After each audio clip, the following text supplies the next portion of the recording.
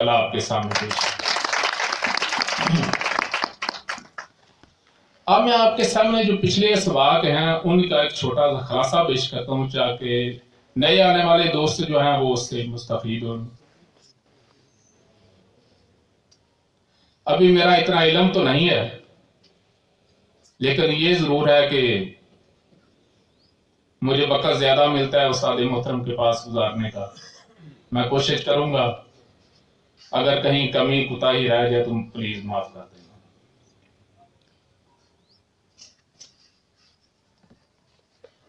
کل نبضیں جو ہیں مفرد 3 نبضیں ہیں اور مرکب 6 ہیں۔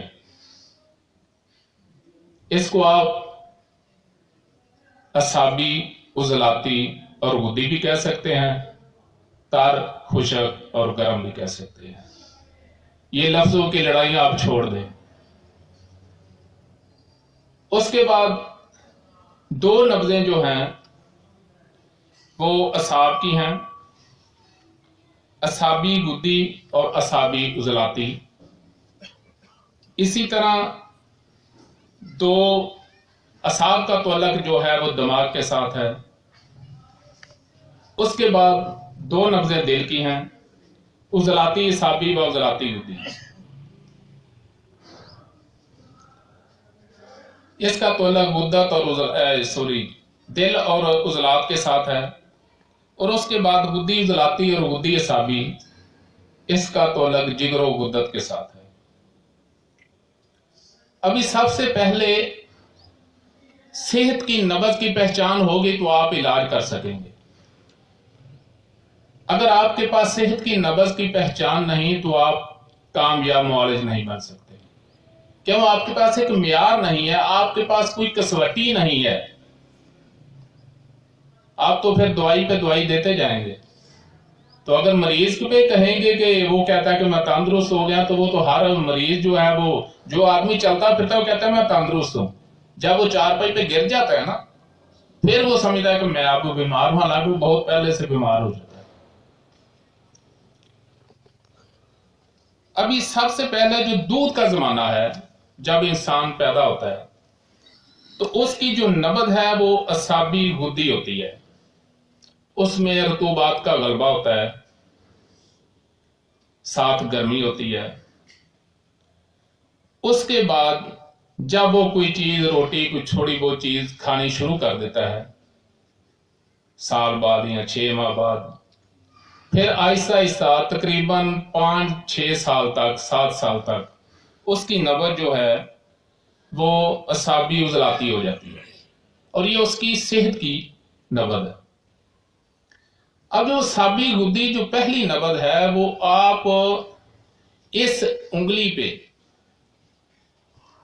دباؤ دے کر محسوس کریں گے، شہادت کی انگلی کی۔ اور اس سے پہلے جو سب سے اہم جو بات ہے کہ نبض چیک کیسے کرنی ہے، اس میں بہت سا ابہام پایا جاتا ہے۔ ایک دن میرے یہ دوست بیٹھے ہوئے ہیں فیصل آباد میں، گیا تو یہ الٹی طرف سے نا ادھر سے ایسے چیک کر رہے تھے۔ میں نے کہا بھئی یہ آپ کیسے کر رہے ہیں، ہمارے پاس آپ آتے بھی رہے ہیں۔ یہ کہتے ہیں مجھے فلاں آدمی نے کہا تھا۔ میں نے کہا اپنی نبض چیک کریں۔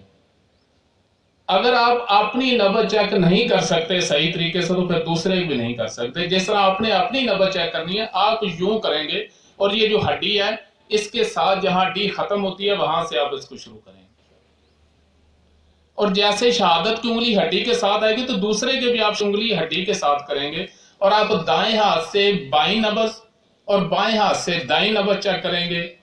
مرد کی ہمیشہ دائیں ہاتھ میں اور عورت کی ہمیشہ بائیں ہاتھ کی نبض چیک کریں گے۔ یہ قانونی فارمولہ ہے، اس کو آپ نے چھوڑنا نہیں ہے اگر آپ کامیابی چاہتے ہیں۔ پھر جب بچہ تھوڑا سا اور بڑا ہوتا ہے، بالغ ہونے تک، پھر اس کی نبض ہو جاتی ہے عضلاتی اعصابی، جسے ہم 2 نمبر نبض بھی کہتے ہیں،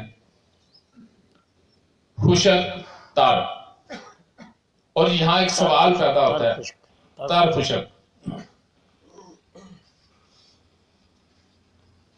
اور اس کے ساتھ جو ہے وہ اس کی جو نبض ہے 2 انگلیوں پہ ہوگی، یہ پہلی 2 پہ، ایک انگلی پہ۔ سر عضلاتی صاحب، عضلاتی صاحب، اصابی عضلاتی 10 جی وہ 10۔ اصابی گدی جو ہے وہ ایک انگلی پہ دباؤ سے، اور اصابی عضلاتی جو ہے وہ ایک انگلی پہ بغیر دباؤ کے ہوگی، اور جو عضلاتی اصابی ہے وہ 2 انگلیوں پہ ہلکا سا دباؤ دینے سے، بغیر دباؤ کے بلکہ۔ اس کے بعد عضلاتی گدی، یہ 3 انگلیوں تک، یہ نوجوان کی ہے، جہاں تک آئے گی پہلی 3 پہ۔ اگر آپ کے پاس کوئی نوجوان آتا ہے، اس کی 3 انگلیوں پہ نبض ہے، تو اس کی ٹھوکر کو، اس کی ہر چیز کو دیکھیں، اگر وہ نبض بالکل اعتدال پہ چل رہی ہے تو آپ اس کو دوائی کی ضرورت نہیں ہے، اور وہ بالکل تندرست ہے۔ اس کے بعد نوجوان عورت کی ہوگی گدی عضلاتی، یہ 4 انگلیوں پہ ہوگی، یہ لمبی ہوگی اور تھوڑا سا معمولی سی نیچے ہوگی، زیادہ نہیں، یعنی یہ بھی اوپر ہی محسوس ہوگی۔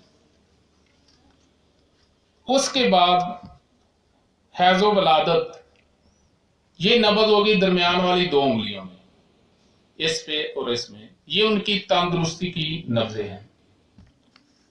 اب اس کے آگے کہ آدمی بیمار کیوں ہوتا ہے، اسباب ممرضہ ہیں، سونا، اٹھنا، کھانا پینا، موسم، یہ سب چیزیں جو ہیں اس میں وہ شامل ہیں۔ اب نبض بگڑ کر یا آگے کو جائے گی یا پیچھے کو جائے گی۔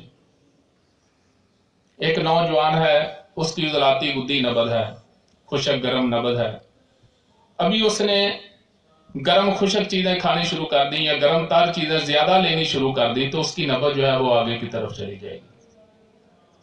ابھی یہاں سوال کوئی کرے گا بھی کہاں تک جائے گی، یہ اس کے خوراک پہ ڈیپینڈ کرتا ہے کہ وہ نبض کہاں تک جائے گی۔ اسی طرح اگر وہی شخص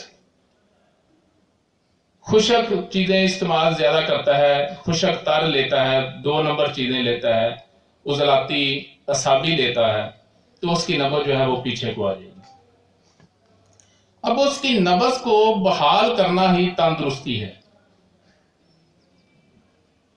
اس کو آپ نے کیا کرنا ہے، اگر وہ نبض آگے چلی گئی،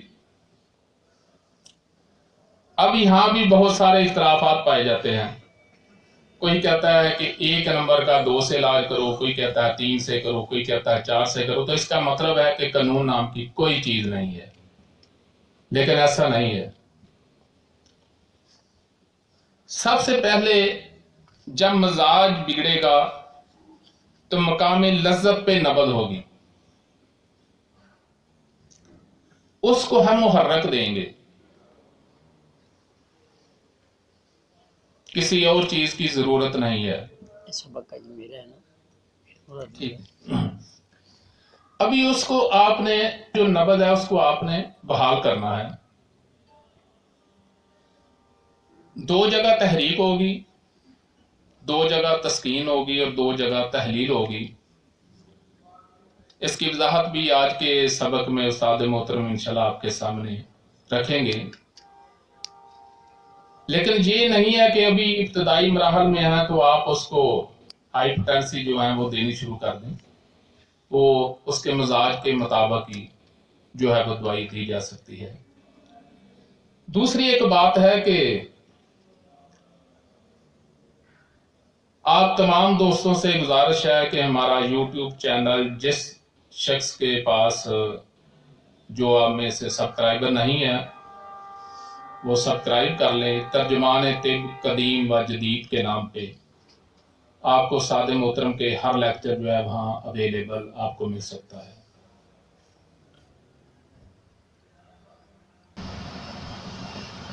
ابھی مختلف دوست مختلف سوالات کرتے ہیں، کیونکہ ہر شخص جس کا طب کے ساتھ تعلق ہے، لازمی بات ہے کہ وہ اسٹڈی کرتے ہیں کتابوں کی، کتابوں میں بہت کچھ لکھا ہے، جو ان کتابوں میں لکھا ہے ہم اس کے ذمہ دار نہیں ہیں، ہمارے پاس وہ سوال کرنا ہے جو ہم نے آپ کو بتانا ہے اس کے متعلق۔ استاد محترم ایک مثال دیا کرتے ہیں کہ سیکھنے کے لیے جو ہے وہ شاگرد بن کر سیکھا جاتا ہے، استاد بن کر کبھی نہیں سیکھا جاتا۔ وہ پچھلی دفعہ ایک مثال دی تھی کہ کوئی نئی نویلی دلہن کہیں آ گئی تو اس کے خامند نے کہا کہ مجھے آپ کھیر جو ہے نا وہ بہت پسند ہے، آپ کھیر بنا لیتی ہیں؟ کہتی ہیں میں بناؤں۔ تو اس بیچاری کو پتہ نہیں تھا کیسے بنتی ہے، وہ اپنی ساس کے پاس گئی، کہتی امی جان کھیر کیسے بناتے ہیں؟ انہوں نے کہا بیٹا وہ ایک پتیلی نے اس میں دودھ ڈالنے، کہتی ہے اس کا تو مجھے پتہ ہے، اور پھر اس میں آپ وہ چاول گرائنڈ کر کے اس میں ڈال لیں، کہا اس کا بھی مجھے پتہ ہے، کہا پھر اس میں تھوڑی سی چینی ڈال لیں، کہتی ہے اس کا بھی مجھے پتہ ہے، کہتی پھر آخر میں نا ایک مٹھ جو ہے نا وہ نمک کے بھی ڈال لیں، کہتی ہے اس کا بھی مجھے پتہ ہے۔ بس پھر جو ہوا سو ہوا، یعنی کہ خود کو استاد سمجھتا ہے وہ نہیں، آپ کے پاس جو ہے آپ اس کو اپنے پاس رکھیں، پھر آپ انشاءاللہ جو ہے نا وہ کامیاب ہوں گے۔ اچھا بات چل رہی کہ جب نبض بگڑتی ہے تو کس مقام پہ جاتی ہے؟ سب سے پہلے لذت کے مقام پہ ہوگی تو مزاج بگڑے گا۔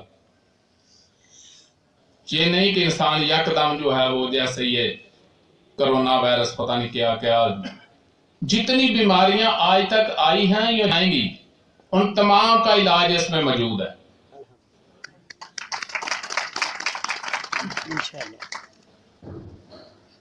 یہ ایلوپیتھو کی سازشیں ہیں، آئے دن کوئی نہ کوئی وائرس کوئی نہ کوئی چال جو ہے وہ چل دیتے ہیں۔ الحمدللہ میں ابھی میں کل پرسوں سن رہا تھا کسی نے کوئی ایک میسج چھوڑا ہے کہ کون کون سی بیماریوں کا طب یونانی میں کامیاب علاج ہے۔ میرا یہ پیغام ہے پوری دنیا کے لیے کہ طب یونانی میں الحمدللہ ہر بیماری کا مکمل اور کامل علاج ہے،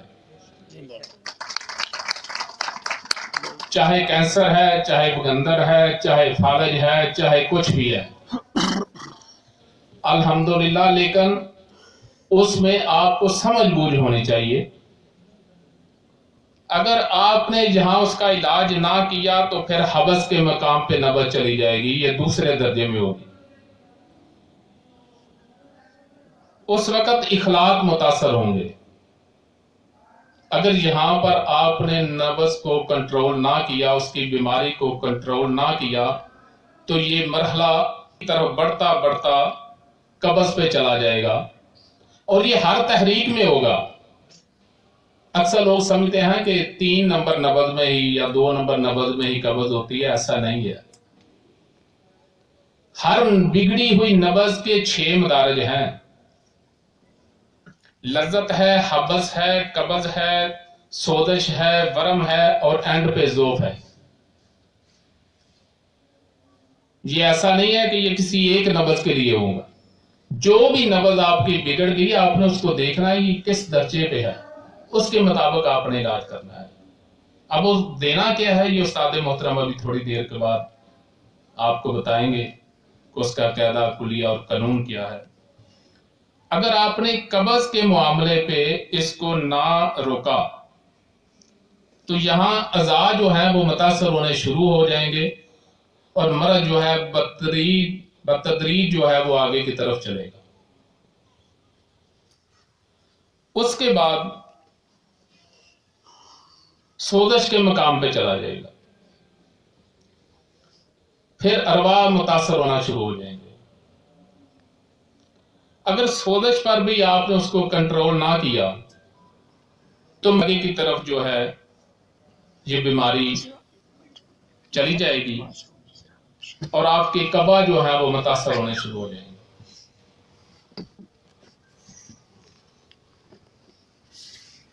جب ورم کے مقام پر قبا متاثر ہوں گے، آپ کی قوت متاثر ہوگی اور یہاں آپ نے اس کو کنٹرول نہ کیا تو پھر اینڈ پہ افعال متاثر ہوں گے، یعنی جسم کے جو اعضاء کام کرتے ہیں وہ اپنا کام چھوڑ دیں گے اور یہ مرض کی انتہا ہوتی ہے۔ اس کے بعد پھر سوائے موت کے اور کوئی درجہ نہیں ہوتا۔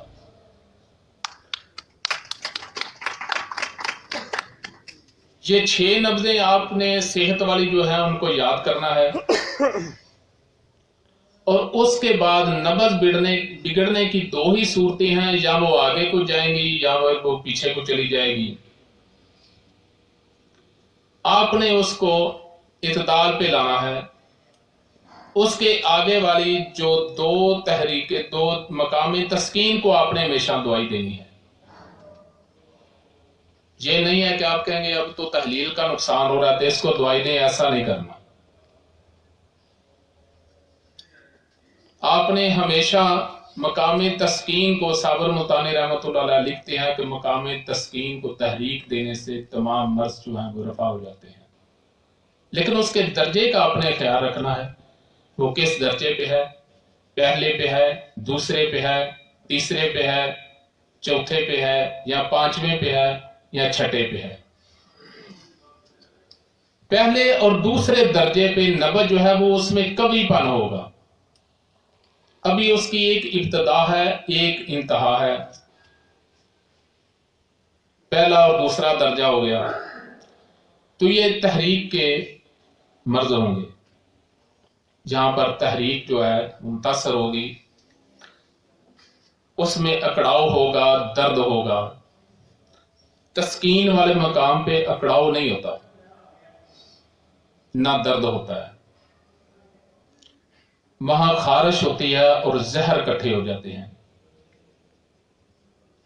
اور تحلیل والا جو ہے وہ لٹک جاتا ہے، فالج ہو جاتا ہے، خدر پن ہو جاتا ہے، پگھل جاتا ہے۔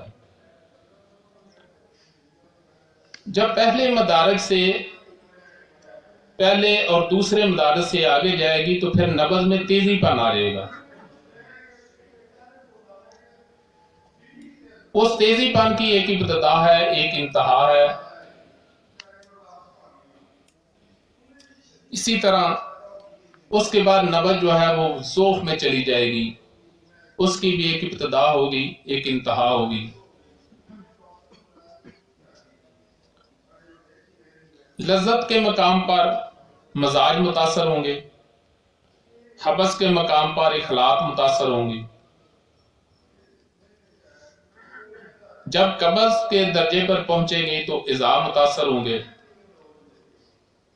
جب سوزش پر ہوگی تو ارواح متاثر ہوں گے، اور جب ورم پہ ہوں گے تو پھر قبا متاثر ہوں گے، اور جب انتہائی ضعف ہوگا تو پھر افعال متاثر ہوں گے۔ لذت اور حبس، یہاں تک تحریک کا نقصان ہو رہا ہوتا ہے، تحریک والے عضو کا۔ اس کے بعد پھر اگر یہاں کنٹرول نہ کیا جائے تو پھر تسکین، اس کی جو انتہا ہے وہ سوزش تک ہے تحریک کی، اور اس کے ساتھ تسکین کا نقصان جو ہونا ہے وہ شروع ہو جاتا ہے۔ اگر یہاں تسکین والا مقام جو ہے وہ رسنا شروع کر دے تو پھر یہ کینسر کی پوزیشن میں چلا جائے گا، اور اگر یہاں وہ نہ رسے تو پھر بیماری جو ہے وہ آگے کو چلی جائے گی، پھر اس میں قبا متاثر ہوں گے اور افعال متاثر ہوں گے۔ اس فارمولے کو آپ نے یاد رکھنا ہے۔ یہ 6 نبض کل امراض، اس میں الحمدللہ پورے سمندر کو بند کیا ہے، لیکن اس کو سمجھنے کے لیے جو ہے وہ استاد کی ضرورت جو ہے وہ ضرور ہے۔ یہ میرے محترم ملک سکندر بھائی پشاور سے، استاد محترم کو انہوں نے ایک دفعہ فون کیا تو تقریباً 22-23 منٹ کہتے ہیں گفتگو ہوئی، کوئی سوال پوچھا تو کہتے ہیں مجھے 22-23 منٹ میں اس کی سمجھ نہیں آئی۔ پھر وہاں سے گاڑی پہ بیٹھے، گوجرانوالہ کا سفر کیا، ادھر 3-4 دوست آئے، کہتے ہیں وہی سوال میں نے یہاں کیا اور 1-1.5 منٹ میں مجھے اس کی سمجھ آ گئی۔ یہ بھی بات ہے، یہ جو اتنے ادارے بنتے ہیں اس کا کوئی خاص مقصد ہوتا ہے؟ صرف سٹڈی کرنے سے، مطالعہ کرنے سے آپ کسی کام میں بھی کامیاب نہیں ہو جا سکتے جب تک اس کا کوئی پریکٹیکل نہ ہو، کسی استاد کی نگرانی میں نہ ہو۔ یہ گھی بنانے کے، یہ مٹھائیاں بنانے کے، یہ ہر چیز کی کتابیں ملتی ہیں، لیکن جب آپ خود بنائیں گے تو اس کا رنگ کالا ہو جائے گا یا پیلا ہو جائے گا، جو اصل ہے وہ ہٹ جائے گا وہاں سے۔ اس لیے استاد محترم کی رہنمائی جو ہے وہ ضروری ہے۔ ایک دفعہ سکندر بھائی پھر آئے ہمارے پاس، تو میں نے ان کو پانی پلایا تو بار بار انہوں نے پانی کی شکایت کرنے لگے، بار بار میں نے 2-3 دفعہ پلایا، میں نے کہا ایسا تو بات نہیں بنے گی۔ میں نے ان کو تھوڑی سی عضلاتی سوزش دے دی، اس کے بعد پانی بھی ختم، اور کہتے ہیں یہاں سے لاہور گئے ہیں، پشاور گئے ہیں، اس میں نمک بھی ہوتا ہے، کہتے ہیں ہم تو ڈرتے نمک نہیں کھاتے تھے، یا بلڈ پریشر ہائی ہوتا ہے، کہتے ہیں جو بار بار پیشاب آتا تھا وہ شوگر کا معاملہ تھا، وہ بھی ختم، ہم بہت اشاش بھائی پورے ٹف ہو کے واپس پشاور گئے ہیں۔ لیکن وہ کیا تھا کہ قانون کے مطابق جب آپ دیں گے تو ایک چھوٹی سی پڑی جو ہے وہ بہت بڑے کشتوں سے جو ہے وہ بہتر ہوگی۔ اگر آپ قانون کے بغیر نہیں دیں گے تو پھر چاہے آپ کشتہ سونا بھی دے بھی کشتہ راکھ ہی ثابت ہوگا۔ اور جتنے مرکبات ہیں وہ بھی آپ دے سکتے ہیں جو بنے ہوئے ہیں فیکٹریوں کے، لیکن ان کا آپ نے ایک مزاج متعین کر کے دینا ہے۔ تو ابھی انہی الفاظ پہ میں اختتام کو السلام علیکم جی دوستو، اگر آپ کو ہماری ویڈیو اچھی لگی ہے تو آپ اس کو لائک بھی کریں، شیئر بھی کریں اور سبسکرائب بھی کریں، اور گھنٹی کا بٹن جو ہے اس کو بھی دبائیں تاکہ ہماری ہر ویڈیو آپ تک پہنچ سکے۔ ہمارا مقصد آسان طریقہ سے تشخیص، تجویز اور علاج پوری دنیا میں پہنچانا ہے، اور طب مفرد ازا اور طب یونانی ایک ہی چیز کے دو نام ہیں، لہذا حکماء کو تقسیم ہونے سے بچایا جائے۔ اگر آپ کو ہماری ویڈیو اچھی لگی ہے تو سبسکرائب کریں، شیئر کریں، لائک کریں، اور سبسکرائب کرنے کے بعد گھنٹی کا بٹن جو ہے اس کو دبائیں تاکہ ہماری ہر ویڈیو آپ تک پہنچتی رہے اور آپ طبی معلومات حاصل کرتے رہیں۔ وما علینا الا البلاغ۔